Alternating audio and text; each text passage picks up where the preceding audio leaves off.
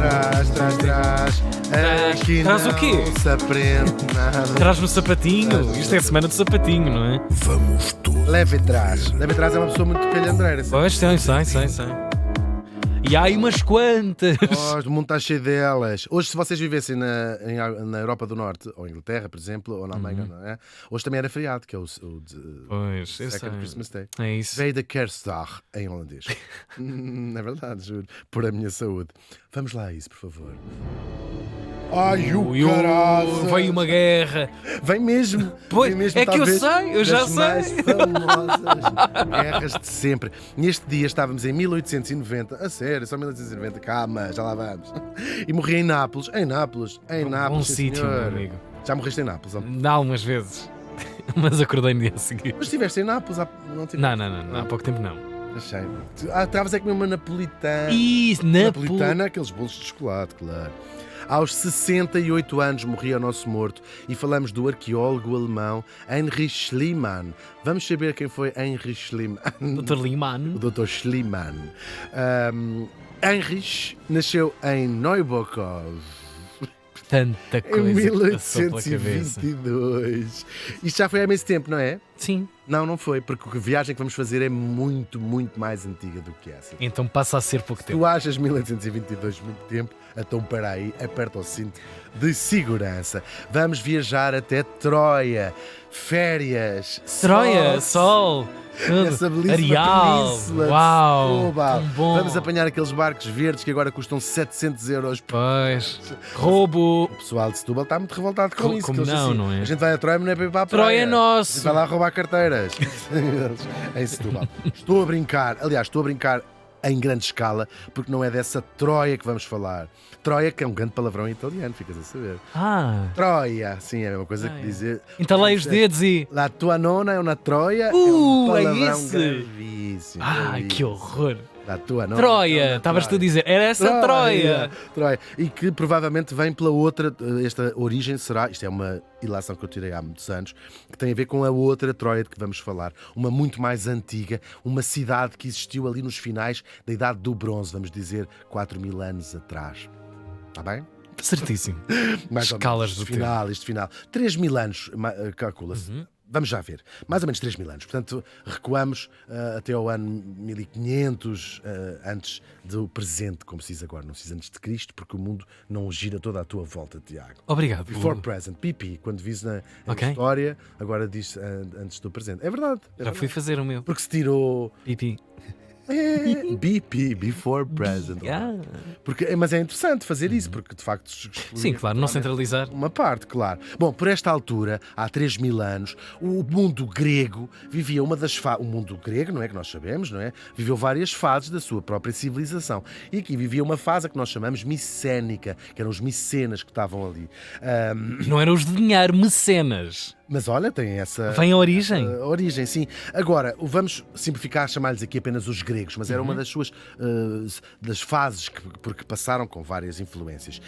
É talvez a fase mais famosa dos gregos clássicos do que nos chegou. São eles que, é deste período, os seus palácios incríveis gregos. Também nos chega o linear B, que é o primeiro sistema de escrita do grego clássico. É assim que se chama, linear B. Já não é usado hoje em dia, mas é essa escrita que nos chega Sim. dos gregos. E também muitas das histórias a que nós chamamos a mitologia grega, com os seus deuses, não é? Os deuses, as deusas, os Zeus e os heróis. Claro, todo o nosso imaginário. É Sim. nesta fase Ok. que aparece e depois vai ser escrita mais tarde. Claro, tudo gente ótima. Agora, mais ou menos no ano 1200 antes do presente, antes de Cristo, ou seja, há 3.200 anos, os gregos envolveram-se numa guerra com um outro povo, os troianos. Esta guerra chega-nos de fontes muito antigas, por vários autores, portanto, escrevem-na de maneiras muito diferentes e às vezes contraditórias. Dependendo de quem tinha encomendado a história também, não? Sim, e também porque há umas que contam como se fosse um acontecimento histórico, há outros que a contam com deuses e misturados a, portanto, uma parte mitológica. Mística, claro. E nunca se chegou a perceber o que é que aconteceu ali. E nós vamos aqui contar a versão mais corrente, já vamos ver onde é que ela nos chega. Claro, que mistura também ela própria heróis de carne e osso com deuses, mas é assim que nos chegou esta história. Vamos resumir aqui um bocadinho. Primeiro temos quem? A belíssima Helena, uma das mulheres mais lindas de sempre, contava-se dela, dizia-se dela. Era filha de Zeus e também da princesa Leda. Depois há uma disputa muito grande. Não disseste? Não. Pela mão dela, que Caladinho. muitos homens vieram a querer casar com ela e lá decidem quem é que casa. Há assim, aqueles duelos que elas faziam lá na altura. Tirtiquê. Exatamente. Isso é com a minha colega. E Helena vai casar, a belíssima Helena, com Menelau, que era rei de Esparta. Como sabemos, é uma das cidades gregas. Eles estavam lá muito bem na sua vida, pronto, não, coisa nem sai de cima. Lá estavam a Menelau, a Helena, tudo muito bem, eram reis, pelo menos dá uma coisa. De Esparta, rei Esparta, rei Esparta. E lá estavam eles. Até que chegamos a uma festa de casamento que vai mudar o rumo desta história. É o casamento de quem? De Peleu com a ninfa Tétis. Eu adoro os nomes dos gregos, tinham nomes muito mais giros que os nossos, é verdade. Eles vão ser os pais do Aquiles, que vai ser um herói dessa tal guerra que nós falámos. Sim, é verdade. Houve uma grande almoçarada para o casamento. Beber, gravatas na cabeça. Gravatas na cabeça, toda a gente agarraram-se a um colunas, poste, não sei o quê. exatamente. Subiram um poste que havia, tipo uns macacos, olha, aquilo isso. tudo uma proca vergonha. Enfim, lá estava toda a gente, quer a pessoa, quer a gente na Grécia. Toda a gente não, Tiago. Faltava uma pessoa que não tinha sido convidada e que ficou furiosa. Eris, a deusa da discórdia. E ela fica tão furiosa que resolve vingar-se. O que é que ela faz para lançar assim as chatices na... Não me convidaram? Já vos... Tal e qual. E é tortuosa esta vaca. Chamar-lhe vaca, no fundo, é uma deusa. sim, Já é tem uma uma falta deusa, de respeito sim. pela Deusa religião vaca. das outras pessoas. O que é que ela faz? Vai atirar para o meio da festa. Lembra-se de fazer isto, uma boa ideia para chatear as pessoas. Uma maçã onde vem escrito para a mais bela. É uma maçã que também se chama pomo e é daí que vem a expressão o pomo da discórdia. É geralmente uma coisa que causa discórdia geral. Ora, quem é que se levanta logo para dizer a maçã é minha? 3 das consideradas belezas deste mundo era Atena e Afrodite. As 3 levantam-se e dizer a maçã é minha. Chateiam-se mesmo. Agarram-se aos cabelos umas das outras. Uma chapada assim. Tipo, Tudo na piscina. Mas resolvem de outra maneira. O que é que elas vão fazer? Vão escolher um jovem, para ser ele a decidir quem é que vai levar a maçã. E escolhem quem? Paris, que era um filho de Príamo, rei de Troia, portanto, um príncipe de Troia. Como não E ficar elas dizem fascinado isto é incrível, com toda a trama. A trama, sim, exatamente. É Isto envolve deuses e tudo Sim. à volta, mas é incrível e é a base da mitologia grega. E então eles disseram assim: o Paris é que escolhe quem é. E o Paris lá vai escolher Afrodite. Não porque ele a achasse mais bela, mas porque a Afrodite lá o apanhou de lado e disse assim: olha, também vais fumar? Anda cá que eu vou fumar. E a fumar disse assim: se tu me escolheres a mim, porque isto é uma questão de vaidade em relação às outras, não é? Eu vou fazer com que tu fiques com a mulher mais bela de sempre, não é? A mortal mais bela de todas, Helena, que era, lembro, casada com Menelau. Não se prometeu ela própria. Não, ela já Esperta. estava, filho. Onde ela já estava. E Paris, com de olho na bela Helena, aceita e dá assim, o dito por nome, ou seja, escolhe Sim. a Afrodite para lá ser. Perante Depois, todo. para toda a gente, e ela fala assim: estão a verem? Olha, chupa, disse ela às outras colegas belas. E é assim que Paris vai raptar Helena e levá-la para Troia. Não se sabe, as fontes antigas não dão bem aqui caso de se ela foi por livre vontade, se também se apaixonou por ela, se ele a violou e raptou.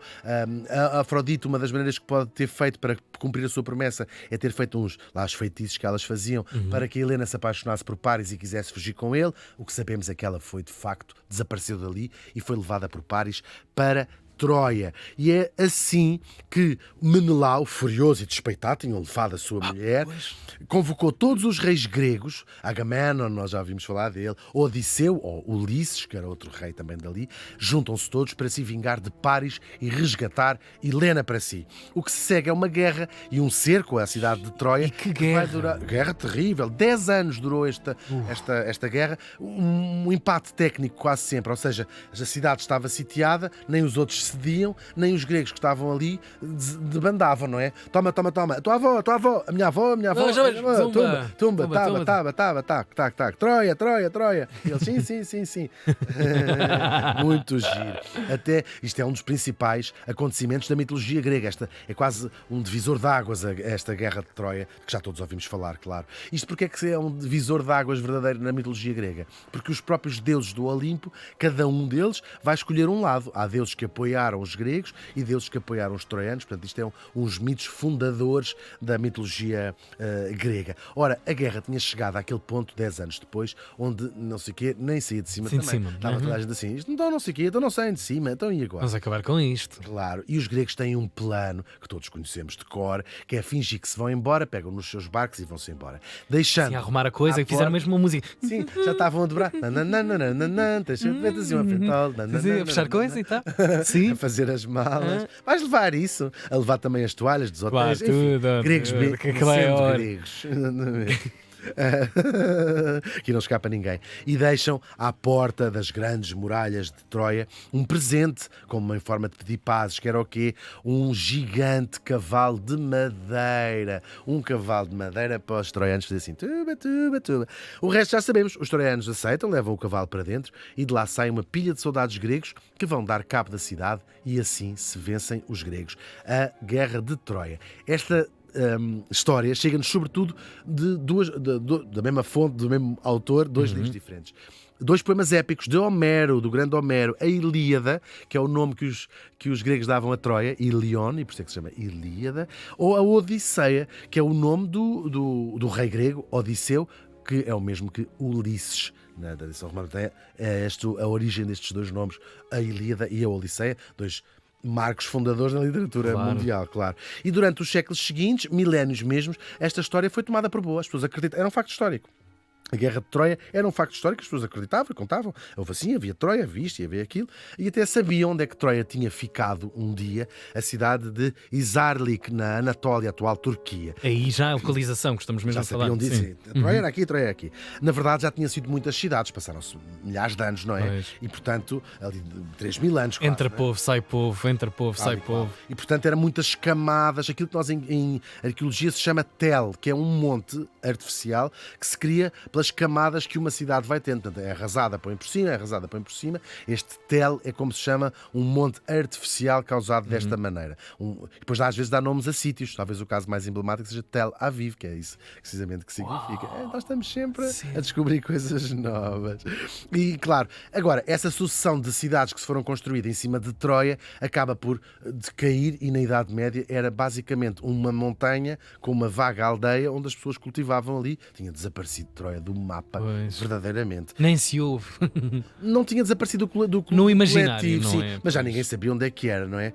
Não tinha saído do coletivo, por exemplo, de uma certa criança alemã, o nosso Schliemann, que em miúdo leu a Ilíada, leu a Odisseia, fascinado com aquilo tudo, como não ficar fascinado com a mitologia claro. grega, não é? E aos 7 aninhos jurou assim: eu hei de encontrar onde é que ficava Troia, que tinha-se perdido essa memória, claro. O caminho dele não foi fácil, a família era muito pobre e, portanto, ele não pôde ir para a faculdade, que era o seu sonho, não é? Estudar a história, a arqueologia, Uau. portanto, ele não pôde. Então teve uma data de trabalhos. Ele andou mesmo de seca, correu seca e meca, trabalhou numa mercearia, depois magoou-se num braço, depois tinha que fugir do emprego porque queriam bater-lhe. Este tudo. Tudo. Para o seu sonho. Tudo mesmo. Ele mete-se como ajudante num navio que ia para a Venezuela. O navio naufraga. Ele escapa em cima de uma porta com a Kate Winslet. Bem, vou imaginar. Tem mais graça. Ele disse assim: sai daí, ó.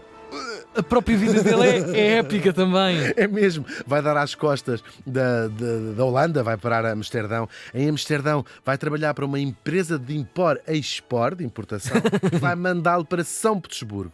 E neste trabalho, já um bocadinho mais composto este trabalho, vai aprender muitas línguas, num sistema que ele inventou, em que dizia ele, que disse um homem também incrível, que aprendia uma língua estrangeira para dominar vagamente em 6 semanas. Tinha um método, como é que aprendia? Portanto, como é preciso de aprender isto. E aplicava da mesma forma Cada todas língua, as línguas, todas as aprender como uma linguagem quase informática, não é? Falava 12 línguas, muitas europeias, do português, o grego, o russo e até árabe. E sem beber nada. E sem beber nada, porque também tinha negócios com gente de muitos Claro. sítios e, portanto, praticava. 1850, vai à Califórnia, no auge da febre do ouro. Tinha já lá um irmão, depois vem-se embora, já rico, não é? Volta à Rússia, casa com uma mulher, já verdadeiramente, casa com uma mulher, assim, que fazia-se imenso na altura.